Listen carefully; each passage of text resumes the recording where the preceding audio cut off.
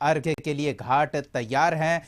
कई ऐसे तालाब और पोखर हैं जिनके किनारे घाट तैयार किए गए हैं जो कभी सूख चुके थे, लेकिन नीतीश सरकार की जल जीवन हरियाली योजना से स्थिति बदल गई है। प्राकृतिक जल स्रोतों का जीर्णोद्धार हुआ है तो सिंचाई में भी सुविधाएं बेहतर हुई है और अब छठ घाट भी इससे लाभान्वित हो रहे हैं। देखिए रिपोर्ट। राज्य में सदियों से छठ महापर्व को पूरे उत्साह और भक्ति भाव से मनाया जाता है। प्राचीन ऋग्वेद ग्रंथों और सूर्य की पूजा के लिए विभिन्न प्रकार की चर्चाएं मिलती है। इससे साफ जाहिर होता है कि इस महापर्व में प्रकृति का बहुत ही महत्वपूर्ण स्थान है। समय के साथ पर्यावरण पूरी तरह से प्रभावित होता चला जा रहा था। वनों की कटाई होने से जल संकट उत्पन्न होने लगा था। मुख्यमंत्री नीतीश कुमार इसको लेकर काफी संवेदनशील हुए और उन्होंने इसे बहुत ही गहराई से महसूस किया। अब के समय में मुख्यमंत्री की जल जीवन हरियाली अभियान पूरी तरह से और सार्थक साबित हो रहा है। जल है और हरियाली है तभी जीवन सुरक्षित है। हम सब लोग पूरे बिहार में जल जीवन हरियाली अभियान चलाएंगे और इसका नामकरण जल जीवन हरियाली अभियान क्यों है, सबको मालूम होना चाहिए। अगर पानी है, जल है और हरियाली है तभी जीवन है।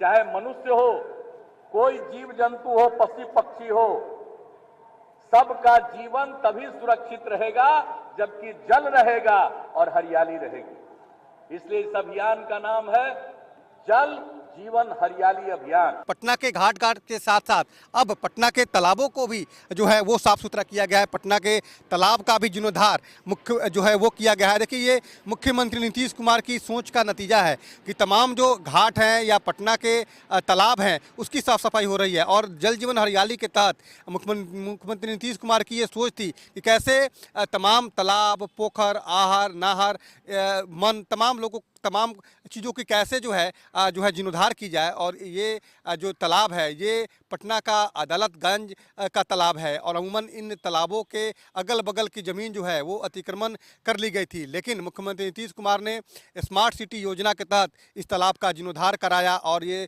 तालाब अब पटना का सबसे सुंदर तालाब है। यहाँ पे फाउंटेन भी है। जो दर्शक हैं, जो लोग आते हैं, घूमने आते हैं इस पार्क में, तालाब में, वो फाउंटेन का भी आनंद लेते हैं। और चारों तरफ सीढ़ी नुमा बनाया गया ताकि जो छात्र हैं या जो लोग हैं जो आए तो बैठकर जो है वो फाउंटेन का भी आनंद ले सकें और यहाँ पे पढ़ाई भी कर सके।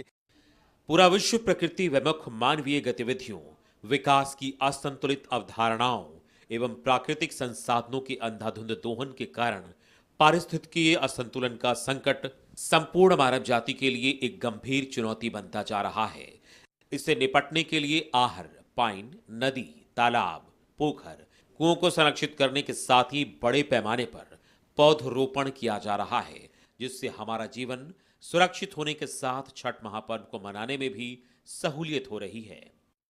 पर्यावरण में जो स्थिति में परिवर्तन आ रहा है, जलवायु परिवर्तन हो रहा है, प्रदूषण बढ़ता चला जा रहा है, जल का स्तर नीचे जा रहा है, तो इन सब चीजों को देखते हुए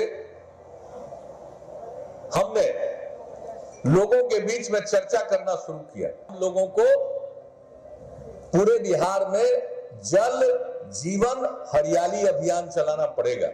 जल जीवन हरियाली एक योजना मुख्यमंत्री नीतीश कुमार ने 2019 में शुरू की थी और उनकी कोशिश थी कि कैसे जो अपने अगल बगल के पास हरियाली रखी जाए, जीवन में कैसे हरियाली आए, जो है जल का कैसे संरक्षण किया जाए, इस पर विशेष उन्होंने फोकस किया था। और उनके दूरगामी सोच का असर भी है कि सभी तालाबों का जीर्णोद्धार किया गया, जो पोखर थे उनका जीर्णोद्धार किया गया और आज जो है सभी का जीर्णोद्धार होने के बाद अब सुंदर भी दिख रहा है। तो पटना स्मार्ट हो, पटना सुंदर दिखे, पटना के तालाब सुंदर दिखे, इसको लेकर मुख्यमंत्री नीतीश कुमार के पहल का नतीजा है कि आज अदालतगंज जो तालाब है वो पटना का सबसे सुंदर तालाबों में उसकी गिनती हो रही है।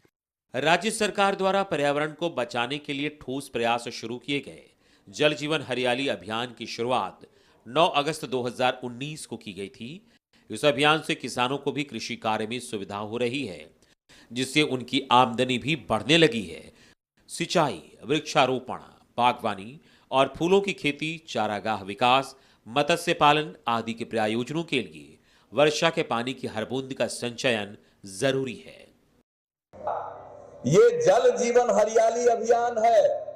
ये जो बिहार में जिस ढंग से काम शुरू हुआ है, अगर सब पूरी जागृति के साथ आप सब लोग इसके साथ जुड़ेंगे तो ये जान लीजिए ये देश भर में लोग इसको अपनाएंगे और हमारे यहाँ बहुत जरूरी है और बिहार के लिए बहुत जरूरी है। पर्यावरण को संरक्षित रखने तथा जल संचयन के लिए अभियान चलाया जा रहा है।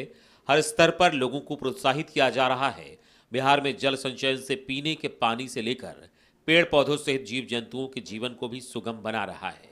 ऐसे में देखा जाए तो छठ महापर्व जैसे मौके पर जल जीवन हरियाली की सार्थकता देखने को मिल रही है। एक समय था जब बिहार के तालाब, पोखर, पाइन, नाहर सभी सूख गए थे, उनके जमीन पर अवैध कब्जा हो गया था। लेकिन मुख्यमंत्री नीतीश कुमार ने 2019 में जल जीवन हरियाली योजना की शुरुआत की और पानी के परंपरागत जो स्रोत हैं उसको ठीक किया गया। तस्वीरें बदलने लगी और अब बिहार के हजारों पोखर, तालाब और पाइन को जीर्णोद्धार हुआ गया और अब परंपरागत जो जल स्रोत है उसको भी बेहतर किया गया, जिसका नतीजा है कि अब उसी तालाब पर लोक आस्था के महापर्व छठ पर अर्घ देने के लिए तैयार है। कैमरा राजू के साथ अनीश कुमार, कशिश न्यूज, पटना।